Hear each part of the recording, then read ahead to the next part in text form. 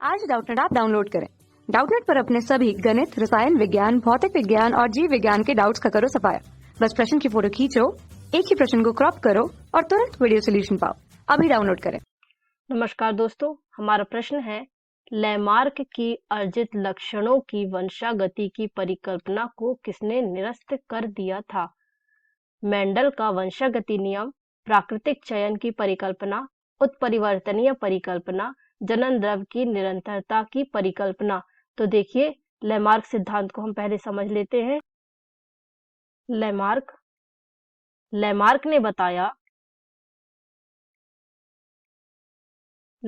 ने बताया परिवर्तन वातावरण अथवा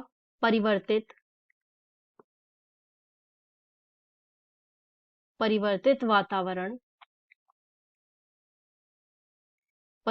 वातावरण के कारण कुछ जीवों में कुछ अंगों का अधिक उपयोग होता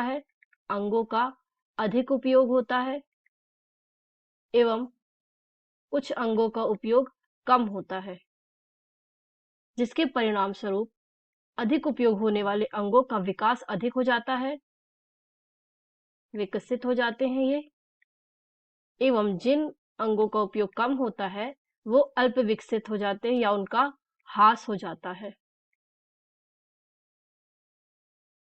अब देखते हैं लैमार्क की इस परिकल्पना को किसने निरस्त किया। तो पहला है मेंडल का वंशागति नियम। तो मेंडल का वंशागति नियम हम देखें पहले।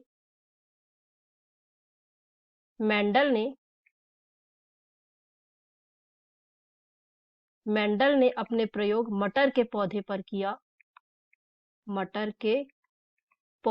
किया। मेंडल ने दो विभिन्न लक्षण वाले पौधों को लिया एवं इनके बीच संकरण करवाया।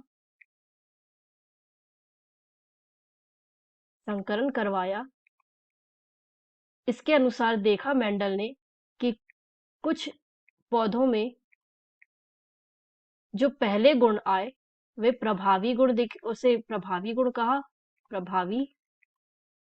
एवं जो कुछ छुपे हुए गुण आए, मतलब प्रभावी गुण से कम लक्षण दिखे, उन्हें अप्रभावी गुण कहा गया। अप्रभावी गुण, इसे मेंडल का वंशागति नियम कहा जाता है। अगला देखते हैं। अगला है प्राकृतिक चयन की परिकल्पना। तो प्राकृतिक चयन की परिकल्पना क्या होती है? प्राकृतिक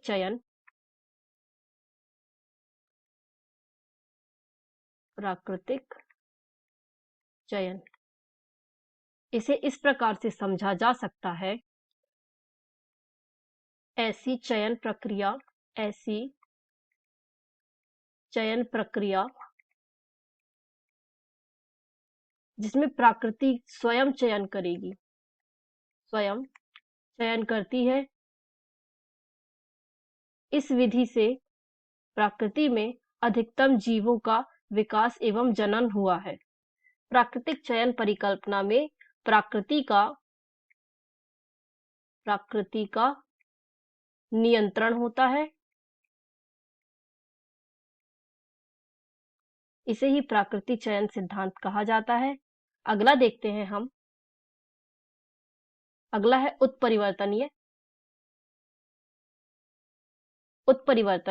उत्परिवर्तन में हम देखें उत्परिवर्तन वह प्रक्रिया क्या?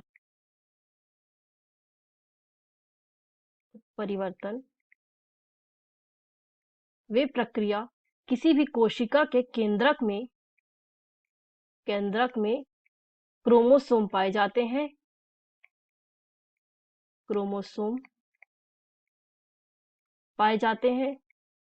तो उत्परिवर्तन सिद्धांत में यही बताया गया है कि जीन क्रोमोसोम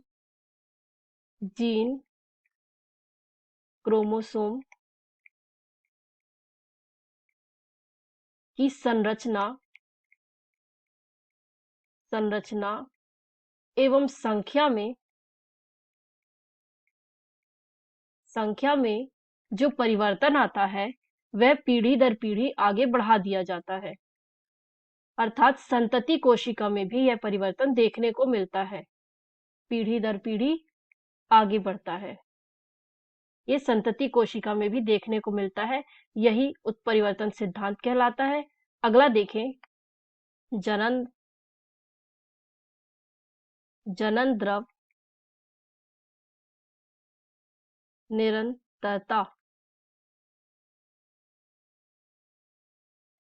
निरंतरता इस सिद्धांत में बताया गया है। सबसे पहले तो हम देखें, यह सिद्धांत दिया गया है बीजमैन द्वारा। बीजमैन द्वारा दिया गया यह सिद्धांत। इस सिद्धांत में बीजमैन ने अपने प्रयोग चूहों के ऊपर किया। इन्होंने पूर्ण रूप से अपने प्रयोगों को लैमार्कवाद के सिद्धांत को लैमार्क के सिद्धांत को गलत साबित करने के लिए किया। और चूहों के ऊपर इन्होंने क्या किया, इन्होंने लगभग 7 पीढ़ी, इन्होंने चूहों की 21 पीढ़ियों में लगातार चूहों की पूंछ काट दी एवं उन्होंने देखा कि अगली हर पीढ़ी में चूहों की पूंछ लंबी ही मिली। तो इससे ये तो सिद्ध हो जाता है कि लैमार्कवाद जो कह रहे थे कि यदि हम किसी अंग का अधिक उपयोग करेंगे तो वह अधिक विकसित होगा एवं ये अगली पीढ़ी तक भी जाएगा। परंतु बीजमैन ने इसके ठीक विपरीत देखा। उन्होंने 21 पीढ़ी तक सभी चूहों की पूंछ काटी, पर उन्होंने देखा अगली पीढ़ी में चूहों की पूंछ, जो अगली संतति हुई, उसकी पूंछ लंबी ही रही। तो देखिए, हम अपने प्रश्न की ओर चलें। लैमार्कवाद ने बताया, अंगों का उपयोग के अनुसार अंगों की वृद्धि या फिर उपयोग ना होने की वजह से अंग विकसित नहीं होते हैं, जबकि हमने जो देखा उसमें ये साफ दिखा कि जो उत्परिवर्तन होता है, उत्परिवर्तन या जो परिवर्तन होता है, वो उत्परिवर्तन परिकल्पना में जीवों में परिवर्तन, जीनों की संख्या एवं संरचना, जीन संख्या एवं संरचना में परिवर्तन द्वारा जीवों में परिवर्तन होता है। एवं देखें, जीव द्रव निरंतरता, बीजमैन ने ये लैमार्कवाद के सिद्धांत को गलत साबित किया चूहों की पूंछ से। तो हमारा सही जो तथ्य है वो हो जाएगा, उत्परिवर्तनीय परिकल्पना एवं जनन द्रव निरंतरता। विकल्प की तरफ चलें तो हमारा सही विकल्प हो जाएगा तीसरा एवं चौथा। धन्यवाद। कक्षा 6वीं से 12वीं से लेकर नीट, IIT, JEE वो एडवांस के लेवल तक 1 करोड़ से ज्यादा छात्रों का भरोसा। आज ही डाउनलोड करें डाउटनेट ऐप या व्हाट्सएप करें अपने सारे डाउट्स 8400 400 400 पर।